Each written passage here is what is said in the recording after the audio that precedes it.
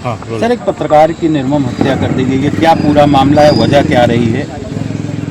ये एक पप्पू नाम के, लक्ष्मीकांत और पप्पू नाम के व्यक्ति हैं जिनके सिविल लाइन क्षेत्र में पार्श होटल के पास में जिनके ऊपर किसी अज्ञात बदमाश के द्वारा किसी धारदार हथियार से उनके ऊपर हमला किया गया। इसमें फिलहाल उनको उपचार के लिए हॉस्पिटल लेकर के आया गया, काफ़ी गंभीर हालत में फिलहाल उनको ओटी में लेकर के गए हैं। इसमें अभी जो हमारे SHO सिविल लाइन है और हमारे ACP SHO सिविल लाइन वहाँ मौके पे जो संदिग्ध हैं उनके लिए घटनास्थल का निरीक्षण करने के बाद में उनको भेजा गया है आगे पकड़ने के लिए बदमाशों को, और साथ ही साथ हमारे ACP सिविल लाइन यहाँ पर उपचार के लिए उनके जो घायल हैं उनके उपचार के लिए यहाँ पर हॉस्पिटल में आए हैं। अभी सभी अधिकारियों के द्वारा घटनास्थल का निरीक्षण करने के पश्चात डेफिनेटली बहुत जल्दी ही इसमें जो भी अभियुक्तों के द्वारा ये कार्य किया गया, ये अपराध किया गया है, उनको सबक सिखाया जाएगा, कायदे से उनके विरुद्ध कार्रवाई और सख्त से सख्त की जाएगी। सर, प्राइमरी जांच में क्या कुछ चीज़ें सामने आई हैं अभी तक? अभी परिजनों से बात करने का प्रयास किया जा रहा है और साथ ही जो और भी जो चीज़ें हैं जिसके कारण से ये घटना हुई है उसके क्या कारण रहे हैं, जिसके द्वारा ये घटना की गई है, इन सभी चीज़ों की अभी जांच चल रही है। क्या मौत हो गई है उनकी? अभी जो ऑफिशियली डॉक्टर्स के साथ बात की जा रही है, जो भी सूचना होगी आप शेयर करेंगे। मैं आपको बताइए, मैं करता हूँ, आपसे मैं बात करूँगा आपके बारे में। एक मिनट पूछूँ जी, बताइए, आपके भतीजे की आज हत्या कर दी गई है, क्या पूरा मामला है? ये मेरा चचेरा भतीजा है, आपके पत्रकारिता से जुड़ा हुआ है। अभी तक कोई बात समझ में बहुत आई नहीं मुझे भी, क्योंकि हमको फ़ोन आया कि चाचा मुझे बचा लीजिए। उस दरमियान मैं डॉक्टर UB यादव साहब के यहाँ बैठा था। तत्काल मैंने अपने कुछ जूनियर अधिवक्ता उनको बोल दिया कि भाई तुरंत पहुंच जाओ, और इंस्पेक्टर सिविल लाइन, और मैं खुद भी तुरंत चल दिया। मैं आज ही आधे रास्ते था, तब तक हमारे जूनियर अधिवक्ताओं ने बताया कि हालत बहुत गंभीर है, कम से कम 25-30 चाकू मारे गए हैं। गाड़ी में लाद के हम लोग स्वरूप रानी हॉस्पिटल लाए हैं, पुलिस भी साथ थी। अब अभी तो पुलिस भी कुछ भी बताने में, जैसा आपने देखा पुलिस कमिश्नर अजय पाल शर्मा भी मौजूद थे। अभी क्या हालत है? मेरे ख्याल से तो आप 0 ही समझिए। अब क्या लगता है जब तक ऑफिशियल जिस तरह से पत्रकार के साथ पत्रकार सुरक्षित नहीं है, लगातार जिस तरीके से प्रयागराज में घटनाएं हो रही हैं, पत्रकार भी सुरक्षित नहीं है। बिल्कुल, मैं इस चीज़ को एकदम गलत मानता हूं कि पुलिस प्रशासन कम से कम इस बात की, पत्रकार अधिवक्ता इस टाइप के लोग के ऊपर अगर हमला होता है और इस तरह से, आप जान के रखिए कम से कम 25-30 बांका जो होता है चापड़, उससे काटा है। पूरा फुटेज देख लीजिए। उसके बस्ते में आपका ये कैमरा जो आप लिए हुए हैं ये भी है, मोबाइल्स हैं। क्या भतीजे ने कभी कोई विवाद, किसी तरीके की कोई रंजिश बताई थी आपसे? नहीं, कोई रंजिश तो नहीं बताई अब तक। केवल आज, मतलब ऐसे तो उसकी कोई रंजिश हमें लगता नहीं है। बाकी उनकी क्या है, उसका बच्चा है, एकदम छोटा सा है अभी, और एक पत्नी है, अभी लड़का है, वो भी बहुत बताने की स्थिति में नहीं है।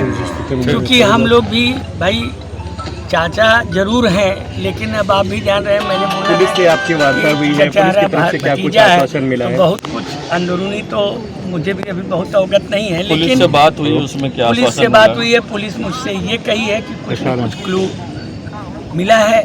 हम लोग तत्काल रवाना हो रहे हैं। ये बात कह के इंस्पेक्टर और ACP गए हैं।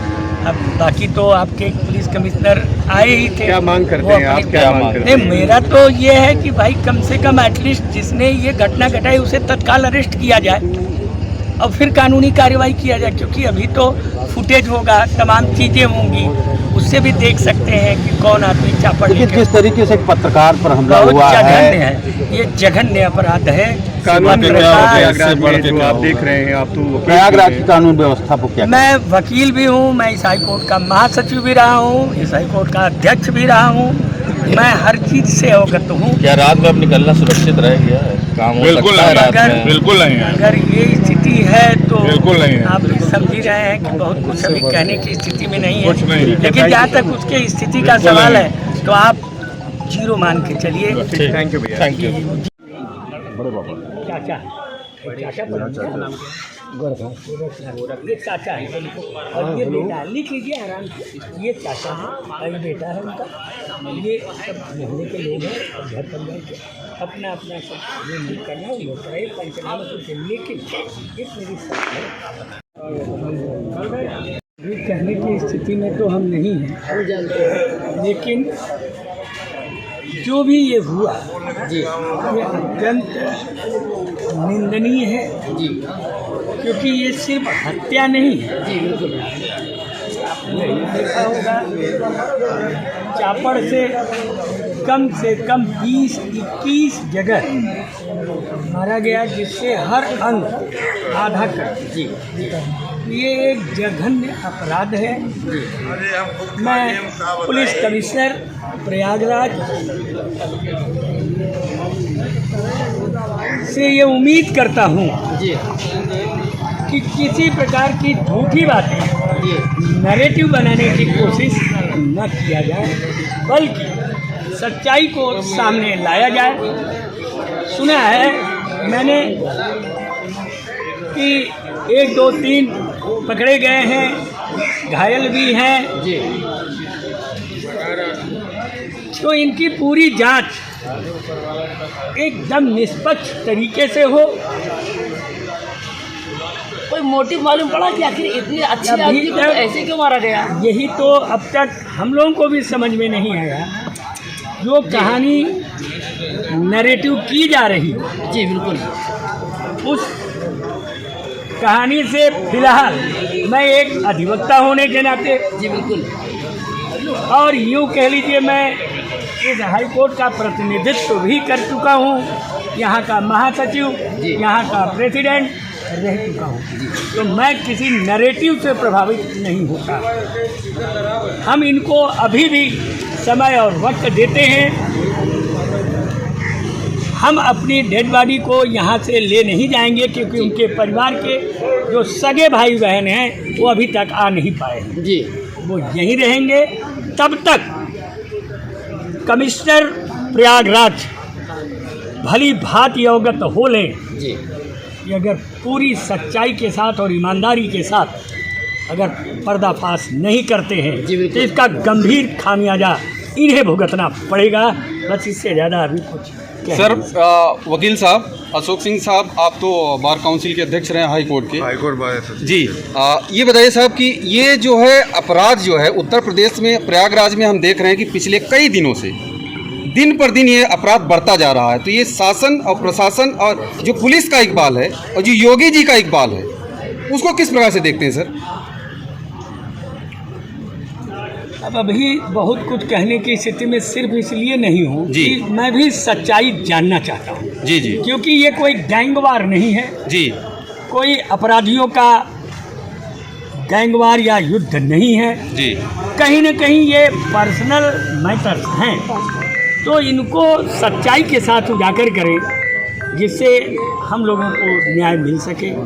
और पत्रकार हैं आप लोग, पत्रकार भाई लोग के साथी हैं वो, हम आप लोगों से भी उम्मीद करेंगे जी कि आप लोग भी सच्चाई पता कराने की कोशिश सर, हम भी मांग करते हैं कि एक नाबालिग बच्चा है, रानी बहुत छोटा बच्चा है, इकलौता बच्चा है, उसके पास भी कोई है नहीं। तो मेरा चचेरा भाई भी, चचेरा भतीजा भी लगता है। मैं सिर्फ एक अल्टीमेटम दे सकता हूँ पुलिस कमिश्नर प्रयागराज को, जी अगर सच्चाई आज रात तक उजागर नहीं करते तो कल का दिन इन्हें महंगा पड़ेगा। बस इससे